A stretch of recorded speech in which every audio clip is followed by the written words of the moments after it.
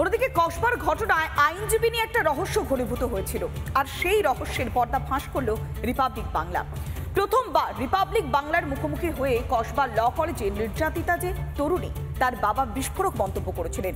তিনি স্পষ্ট জানিয়ে দিয়েছিলেন যে অরিন্দম কাঞ্জিলাল নয়, তাদের আইনজীবী হচ্ছেন অরিন্দম জানা।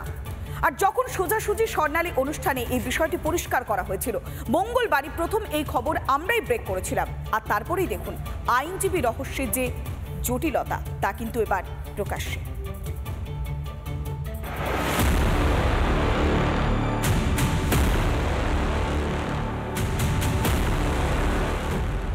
পঁচিশে জুন রাত 11:25 যখন আমার কাছে প্রথমবার ফোন আছে যে স্যার আই বিন রেপ, বিশ্বাস করুন আমি কোনো রাজনৈতিক দলের পক্ষপাতিত্ব করে বলছি না। আমি মমতা বন্দ্যোপাধ্যায়কে সম্মান করি, আমি মমতা বন্দ্যোপাধ্যায়ের সমর্থক, একদম এনে কোনো ডাউট নেই।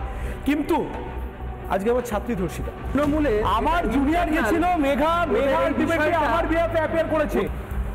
তুমি এই ভিকটিমের হয়ে লড়ছো তো? ওয়াকালাতনামায় তোমার সই আছে? না।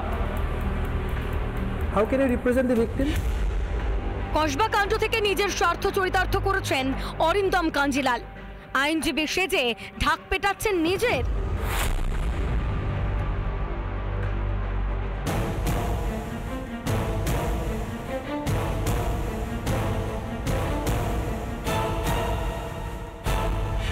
কোর্টে প্রডিউস করা হয় প্রথম দিন, যেদিন আমরা ভিকটিমের সিগনেচার নিয়ে ওয়াকালাতনামাটা ফাইল করি, সেদিন তার পরের দিন রাত্রে উনি আমাকে ফোন করেন।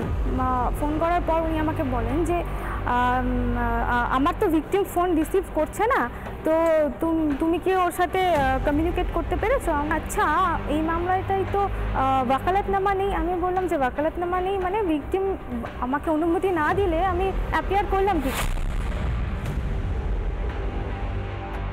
এই প্রথম কোনো সংবাদ মাধ্যমে মুখ খুললেন কসবা কাণ্ডে নির্যাতিতার বাবা। রিপাবলিক বাংলাকে জানালেন তার মেয়ের আইনজীবী নন অরিন্দম কাঞ্জিলাল। অরিন্দম কাঞ্জিলাল আমার লয়ার নয়, আমি যাকে অ্যাপয়েন্টেড করেছি ওদের হাইকোর্টের লয়ার মিস্টার অরিন্দম জানা।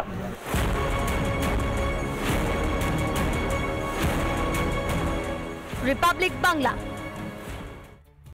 নানা ধরনের কন্টেন্ট দেখার জন্য লাইক করুন, শেয়ার করুন আমাদের ফেসবুক পেজ, সাবস্ক্রাইব করুন আমাদের ইউটিউব চ্যানেল।